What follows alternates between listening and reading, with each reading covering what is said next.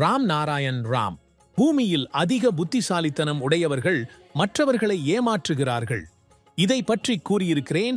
ஈஷானை விழிப்புணர்வுடன் இருக்கச் செய்ய வேண்டும். கடலுக்கு எந்த குறையும் இல்லை, பூமிக்கு எந்த குறையும் இல்லை. 800 கோடி மக்களில் 600க்கு மேற்பட்ட மதங்கள் உள்ளன. அந்த மதங்களை உருவாக்கிய மனிதன் எங்கே? அவன் இறந்து விட்டான். ஆனால் அவன் ஒரு விதிமுறையை மக்களின் மீது திணித்து விட்டான். ஒருமுறை ஒரு முஸ்லிம் சமுதாயத்திலிருந்து அழைப்பு வந்தது. நான் அவர்களிடம் கேட்டேன், அல்லாஹ் அனைத்தும் எனில், அவரின் அனுமதி இல்லாமல் ஒரு இலை கூட அசையாது எனில், ஏன் இவ்வளவு மதங்கள் உருவாகின? அல்லாஹ் காண முடியாதவரா? அவருக்கு புத்திசாலித்தனம் இல்லையா? அல்லாஹ் எதையும் செய்யும் தைரியம் இல்லையா? அல்லாஹ்வின் பேரில் என்னை யாராவது அச்சுறுத்தினால் அது ஏற்கக்கூடியதல்ல. நாம் எங்கள் தாயை பழைக்கும்போது அவர் அருகில் இருந்தால் உடனே வருவார். ஆனால் எல்லோரும் அமைதியாக இருப்பதால் பூமி பார்த்து கொண்டிருக்கிறது, ஆகாயம் பார்த்து கொண்டிருக்கிறது, நீர் காற்று பார்த்து கொண்டிருக்கிறது. யாரும் பலஹீனமல்ல. வேலை இல்லை என்றால் எந்த மதத்தையும் நம்பிக்கையுடன் பேணுபவர்களுக்கு தப்பிக்க முடியாது. அப்போது எந்த மதமும், குரான், ராமாயணம், பைபிள் யாரையும் காப்பாற்ற முடியாது. மனிதன்தான் தனது வாழ்க்கையை உருவாக்க வேண்டும். மனிதர்கள் உருவாக்கிய அனைத்தும் தவறானவை. பூமியில் ஒவ்வொரு மனிதனுக்கும் சம உரிமை இருக்க வேண்டும். மதம், அரசியல் மற்றும் உலகத்திற்கான உண்மை. 1500 பேர் எப்படி பூமியின் உரிமையாளராக மாறினர்? இந்தியா முழுவதும் பெரிய கட்டிடங்கள் எழுப்பப்பட்டுள்ளன. ஆனால் மக்கள் இன்னும் சிக்கலில் வாழ்கின்றனர். மோடி நல்ல வேலை செய்துள்ளார், கொஞ்சம் சலுகைகளை வழங்குகிறார்.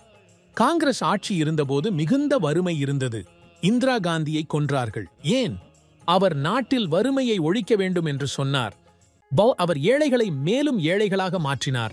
அவரிடம் பணம் எங்கிருந்து வந்தது? அந்த பணம் நாட்டுக்குரியது, 800 கோடி மக்களுக்குரியது. நாங்கள் அந்த பணத்தை மீண்டும் பெற்றுக்கொள்ள வேண்டும். ராகுல் காந்தி வேலை செய்யவில்லையே, ஆனால் அவரிடம் பணம் ஏன் இருக்கிறது? அவருக்கு கணக்கு கொடுக்க வேண்டியது இல்லை என்று நினைக்கிறாரா? மோடி சாதாரண வாழ்க்கை வாழ்கிறார். ராகுல் போல் பிரம்மாண்ட அரண்மனையில் இல்லை. ஆனால் கெஜ்ரிவால் சிறையிலிருந்து எப்படி வெளியேறினார்? அறிவற்ற திருடர்கள் சின்ன விஷயங்களை திருடுவார்கள். ஆனால் படித்த திருடர்கள் மிகப்பெரிய ஆபத்தானவர்கள். அவருக்கு மக்கள் எப்படி வாக்களித்தார்கள்? அண்ணா ஹஜாரே நல்ல மனிதர். ஆனால் அவர் ஏன் இப்படிப்பட்டவரை கொண்டு வந்தார்? வழக்கறிஞர்கள் பணத்திற்காக எதை வேண்டுமானாலும் செய்வார்கள். நீதிபதிகள் அவர்கள் கண்களில் பட்டி கட்டப்பட்டுள்ளது. அவர்கள் உண்மையை பார்க்க முடியாது, கேட்க முடியாது. நீதிபதிகள் கல்வியாளர்களாக இருந்தாலும் நல்ல குடும்பத்தினராக இருந்தாலும் அவர்களும் பூமிக்காக யோசிக்க வேண்டும். நேர்மையானவர்களின் மரணமும் கூட அரசியல் சூழ்ச்சியாகும். நமது நாடு ஒட்டுமொத்தமாக இருந்திருக்க வேண்டும். ஜவஹர்லால் நேரு மகாத்மா காந்தி ஜின்னாவை துரத்தினர். அவரை பிரதமராக ஏன் அமர்த்தவில்லை? அவரது மதத்தை பார்த்து தள்ளிவிட்டனர். இப்போது பார்க்கலாம், இந்தியாவிலும் பாகிஸ்தானிலும் இன்னும் இந்து முஸ்லிம் பிரச்சனை உள்ளது. எல்லாவற்றிற்கும் இறுதியாக நாடுகள் ஒன்று சேர்ந்து ஆசிய கூட்டணி உருவாகும். அமெரிக்கா திருந்தாது என்றால் அதை அழிக்க வேண்டி வரும். மனித சக்தி மற்றும் பூமியின் உண்மை. அமெரிக்காவிடம் பெரிய ஆயுதங்கள் இருக்கின்றன. அவர்களை சொல்கிறேன், என்னை தாக்க ஒரு ராக்கெட் அனுப்பட்டும். என் சக்தி அதிகமா அல்லது அவர்களுடையதா என்று நான் பார்க்க விரும்புகிறேன். இந்த உலகத்தில் அனைவரும் என்னை பேணுகிறார்கள்.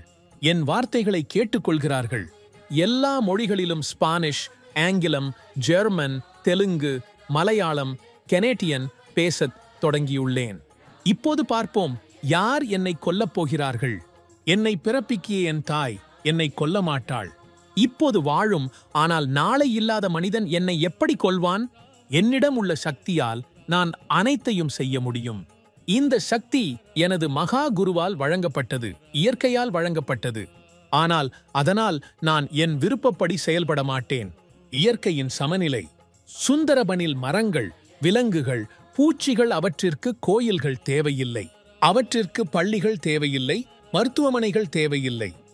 நாம் அவர்களின் உணவை பறித்துக் கொண்டோம். மரங்களை வெட்டி வீடுகள் கட்டினோம். இயற்கை 16 நிலத்தையும் 34 நீரையும் வழங்கியுள்ளது. இன்னும் நாம் நீர் குறைவு என்று கூறுகிறோம்.